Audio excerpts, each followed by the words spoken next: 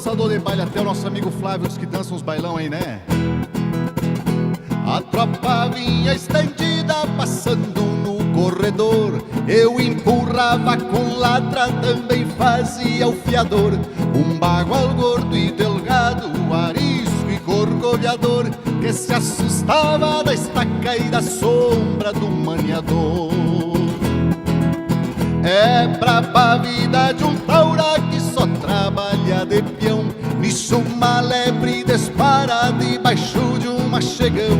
Meu pingo só deu um coice, me errando a cara das mãos. Saiu sacudindo o toso e cravou o focinho no chão. Tentei me levantar do freio, mas era tarde demais. Eu vi uma poeira fina formando nuvens pra trás. Berrando-se foi a cerca e cruzou pro lado de lá. Parecia uma tormenta cruzando em Maçambará.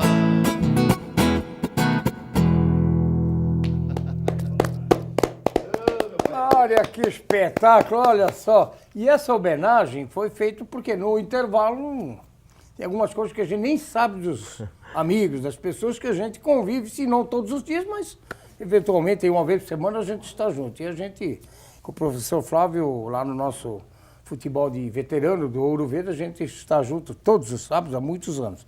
E eu não sabia que o professor Flávio e a sua estimada esposa Cátia, com esse namoro, casamento e noivado, tudo junto há quase 4 décadas, aí, 37, 38 anos, também gostam da música gaúcha, baby. Que coisa fantástica. Falou que dança, né? Dança de salão gaúcha, Vamos, apesar de ser gaúcha Fizeram também, né? o curso todo, estimado? Olha, o curso foi interessante, porque na época o ganho do professor não era o suficiente, foi oferecido uma aula de demonstração. E eu falei para a esposa, é hoje, nós temos que aprender tudo hoje porque a gente não vai voltar mais.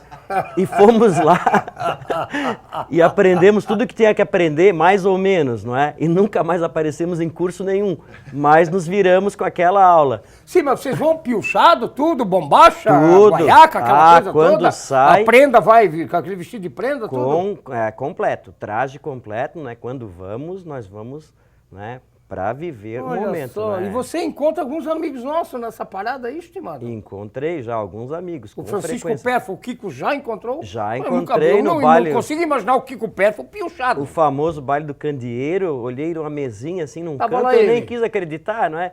Mas de repente aquela simpatia se levantou e veio cumprimentar e eu disse, olha aí, ó, esse lado aí eu não conhecia também. E de bombacha, baby, tudo é bom. Eu já usei bombacha também, já usei, não tem, mas peguei emprestada. Eu acho uma coisa fantástica. Você Cultura, bota a mão né? no bolso, É cultura, você faz né? a coceirinha lá atrás, ninguém percebe nada. É uma coisa fantástica, é um show de bola. Eu acho uma cultura fantástica. E olha, e aí durante a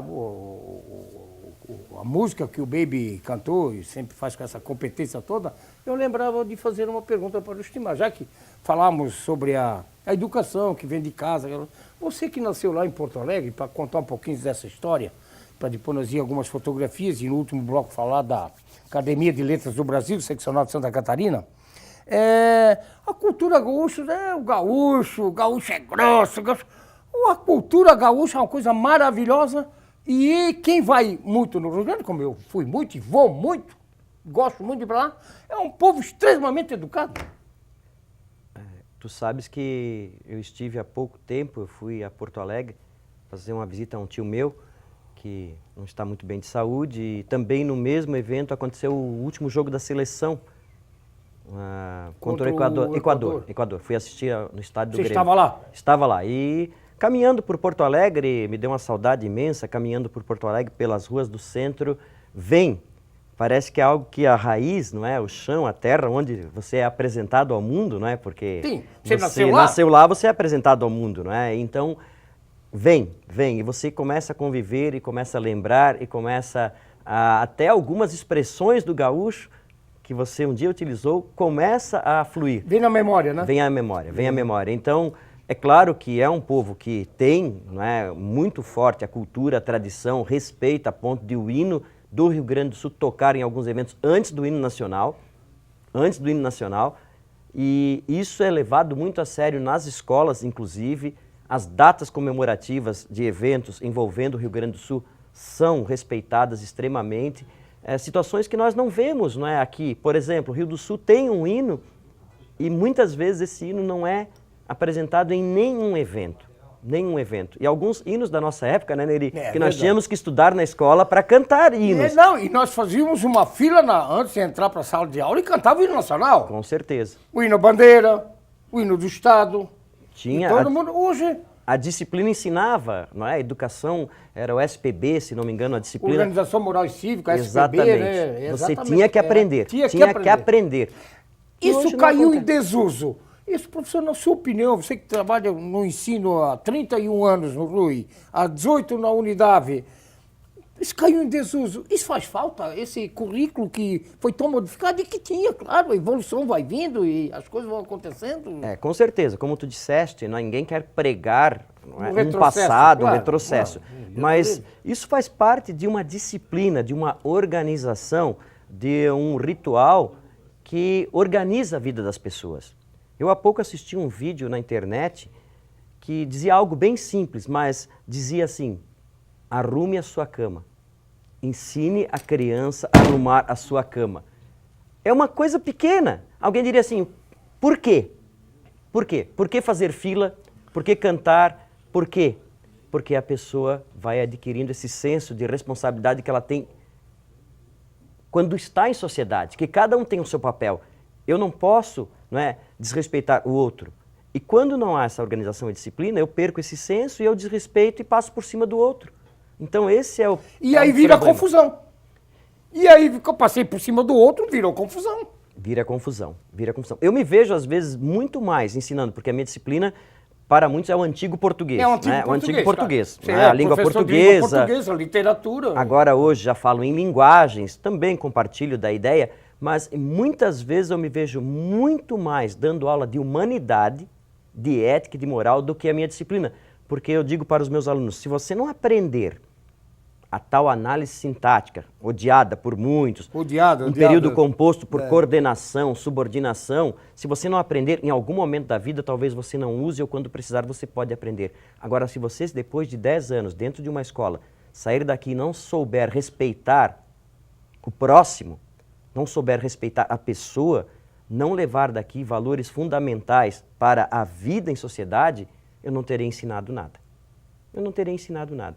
Então, às vezes eu paro a minha aula para falar sobre isso e trazer exemplos. Você se preocupa muito com isso? Muito. Você sente essa necessidade? Muito, muito. Pelo que nós vemos hoje de muitos jovens, o comportamento, eu acho que a escola tem que ensinar, trazer estes valores, porque nós estamos perdendo muito em razão destes valores que nós perdemos e a escola, por algumas contingências, também não pode mais aplicar porque parece que tudo é errado, tudo gera um preconceito, tudo discrimina, bullying, a palavra que fez muito tempo, bullying, não é? Tudo era bullying, tudo era bullying. Então, a escola também ficou um pouco sem chão porque era muito policiada por essas pessoas que não ajudavam em nada, não é? Rompendo com alguns comportamentos que ajudavam depois o cidadão aquele que viverá em sociedade. Deixa eu fazer uma perguntinha, estimado, pegar um gancho, essas novas tecnologias é uma coisa que vem muito rápido e ninguém tem como fugir disso. Ninguém. Como é que tudo está na mão hoje? A criança, em vez de ganhar um biscoito, uma comida, um lanche, um pirulito, que hoje a criança nem conhece mais, ela ganha um celular com 2 anos de idade. Ganha. 1 ano, sei lá. E a gente vê isso, o celular mostra todo dia, as criancinhas com 2, 3 anos, mexendo em tudo, no tablet. Essas redes sociais, o Facebook, o WhatsApp, isso tudo faz parte desse, vamos dizer assim, ele é o vilão. Como ele é o vilão em vários momentos onde o cara está trabalhando, e é uma ferramenta que você tem que ter, você não tem como fugir disso aqui hoje, não tem como fugir. Não tem. Mas é um vilão de tudo, vilão até na educação. Exatamente. Eu acho que é importante, mas não deixa de ser um vilão. Nós vivemos um período, na minha concepção, complicado, porque é a transição. E toda transição gera um desconforto. Então, nós estamos entre o escrever, o manual e o digitar. E aí nós precisamos do quê? Para enfrentar este mundo digital, virtual, eletrônico? De uma orientação. E essa orientação não aconteceu. O que aconteceu Não foi preparado para isso? Exatamente. Não, né? Ninguém foi preparado. Ninguém foi preparado. As pessoas simplesmente recebem tecnologia e cada vez mais tecnologia, avanços tecnológicos, mas não estão preparadas para lidar com esta tecnologia. Exceto aqueles que se especializam e depois precisam realmente na sua área de atuação profissional. Mas a grande maioria dos jovens que não tem ainda uma área profissional de atuação, o que eles fazem com essas tecnologias? Acessam redes sociais o tempo todo, acessam sites pornográficos, acessam sites indevidos, toda uma propaganda que não contribui em nada para a formação desse jovem. E não há bloqueio, não há controle. Nós sabemos que eles sabem, né, burlar. Não adianta a família, o pai criar código, senha, a gente sabe que tudo isso é uma bobagem. Então ele está exposto a um mundo que é inconcebível. Bom, hoje a juventude se expõe com as suas belezas femininas ou masculinas nas redes sociais, com as suas nudez. É uma coisa que não dá. E isso é comum hoje, virou uma cultura. Olha só, virou uma cultura. Virou uma cultura. Virou uma cultura, imagina só. Eu vou me expondo aqui, tira a roupa, bota a roupa e faz o sexo e mostra pra cá, mostra. Meu Deus, uma coisa desenfreada, tá difícil. Imagina pra quem vem, essa juventude que tá aqui trabalhando aí, que vão ter filhos na frente. Como é que vai ser lá na frente isso? Olha, é complicado. Como é que vai ser lá na frente? Se não houver uma orientação, se não houver uma preocupação em relação às tecnologias, de orientar, organizar o uso, as ferramentas, porque é uma ferramenta fora de série. Fantástica, é né? fantástica. Não tem dúvida. Mas quando você percebe justamente isso, aconteceu hoje em sala de aula. Quando surgiu uma questão em sala de aula em relação a uma questão que nós estávamos tratando de literatura, eles ficaram olhando para mim. E eu sabia que todos tinham um celular. E ficaram parados olhando e eu olhei para eles e eu disse, agora é a hora. Eles falaram, hora de quê, professor? Agora é a hora de usar a tecnologia. De usar a tecnologia. Agora é a hora. Claro. Vocês têm uma ferramenta agora. fantástica e vocês não usam. Todas as respostas às perguntas que eu fiz estão aí. E o que vocês fazem com isso? Só acessam quando não precisa. Na verdade, uso na hora errada. Na hora errada. Na hora que tinha que usar, não se ligaram que tinha que usar. Então não é que a tecnologia não faz bem na sala de aula. É claro que ela faz no momento certo para dar as respostas às necessidades que o momento da escola exige. Não é? E claro, o lazer é o lazer. Lazer é lazer. Lazer claro. é lazer. Ô, estimado professor Flávio, nós temos muita coisa para mostrar do estimado, mas você veio com 8 anos para cá, muitos dos seus amigos têm certeza que você... Porque a família Froso é uma família muito grande na região. Muito grande. Em todo o Alto Vale. E a região de Rodeia, Piúna, para cá, assim, vamos dizer assim, a italianada veio vindo antigamente, e veio vindo Fronze, veio vindo Conte, veio vindo Brignoli, veio vindo, entendeu? Essas coisas foi, e Fornazar, e Felizardo, e foi vindo. E foi vindo, é verdade, e foi vindo Felipe, e da nossa estimada Nânia, Elisiane. Conte. Os Conte, com E, com I, Conte comigo, Conte contigo, aquela que bom, coisa né? toda. Que bom, que bom. E você veio de Porto Alegre e todo mundo te conhece pensando que você é rio-sulense. E você não tem nada... Claro, estou hoje, desde 8 anos aqui, evidente que eu sou rio-sulense. Isso já gerou até problema aqui, porque havia uma prática que nós fazíamos aqui, que era justamente o jogo dos professores de Santa Catarina e os estrangeiros. E você era um estrangeiro? E eu aparecia sempre no time dos estrangeiros, e aí esse pessoal, que eram os italianos, eles ficavam revoltados, porque eles diziam assim, eu nunca vi Fronza gaúcho. Isso aí é gato. Vocês colocaram no time aí só para ganhar o jogo, porque vocês sempre ganham de nós, porque vocês inventam estas artimanhas aí. Onde eu vi... Tu já viste Fronza de bombacha? Nunca vi Fronza de bombacha? Fronza é tamanco. Tamanco, polenta na mão, queijo na formar mão. e... Então, isso dava problema sério quando nós fazíamos essa partida. A grande questão é, bom, meu pai, ele foi trabalhar uma empresa, SKF de rolamentos, em Porto Alegre, ele casou com a minha mãe em São Paulo, e aí abriram uma filial em Porto Alegre, e lá eles, um casal jovem, então, tiveram os 2 filhos, no caso eu e meu irmão. Fiquei lá até mais ou menos 6 anos de idade, 5, 6 anos de idade, aí passamos ainda por Lages, um período muito curto em Lages, estudei um pouquinho no Colégio Diocesano, mas aí, ainda bem, nós viemos para Rio do Sul, viemos conhecer Rio do Sul. Aí meu pai veio aqui trabalhar numa loja de carros. Foi a primeira garagem de carro de Rio do Sul, Espíndola Automóveis. Espíndola Automóveis. Meu tio, hoje onde é o Vavá Automóveis, ali ao lado do posto Torres, Quem é antigo de Rio do Sul vai lembrar do Espíndola Automóveis. Espíndola Automóvel, lembro. Foi a primeira Eu lembro garagem de Espíndola carro. Automóvel. Foi a primeira. Primeira, aqui em Rio do Sul. Teu pai veio trabalhar nela. Ele veio trabalhar com ele, que era o meu tio, então eles iniciaram a jornada dele. E por aqui ficamos. E aí ficamos. Agora, eu Graças também, a Deus. Para encerrar esse bloco, nós temos mais um bloco para mostrar todas as fotografias aqui, essas coisas maravilhosas do estimado, até da história e trajetória do professor estimado Flávio. Mas uma coisa que também Fronza, nunca vi Fronza, que nasceu no Rio Grande do Sul, vamos dizer, o Rio Grande, o estado, e que não é gremista e não é colorado. Esse Fronza Flávio é flamenguista. É flamenguista. Até quando morei lá, pequeno, lembro muito pouco. Eu ia ao campo, esse meu tio que eu citei, ele nos levava, ele e o filho dele, ele é colorado. Ele é um sócio benemérito, ele não paga mais ingresso, ele tem uma cadeira cativa, ele é um colorado, ele é muito amigo do Valdomiro. Que jogou um grande seleção craque brasileira, né? Um craque do Internacional, catarinense, é um amigo, ainda mantém essa amizade.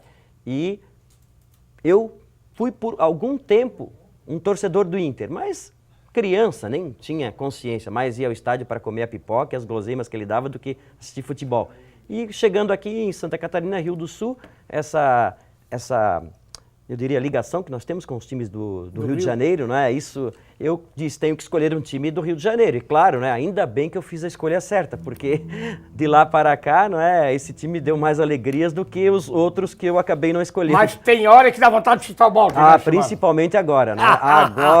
Agora tá verdade. complicado. Estimado, nós vamos ao nosso intervalo, vamos comer, vamos voltar ao último bloco do programa, que eu tenho umas fotografias para mostrar do Flávio, das suas atividades, do hobby, enfim, da Academia de Letras do Brasil e alguma coisinha a mais depois do nosso estimado Baby Felizardo. Mais uma pro seu Flávio aí, vamos lá.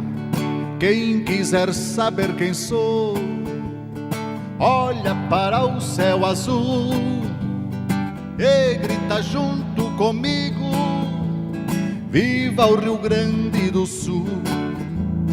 O lenço me identifica, qual a minha procedência, da província de São Pedro, padroeiro da querência. Ó meu Rio Grande de encantos mil, disposto a tudo pelo Brasil. Querência amada dos parreirais, da uva vem o vinho, do povo vem o carinho, bondade nunca é demais.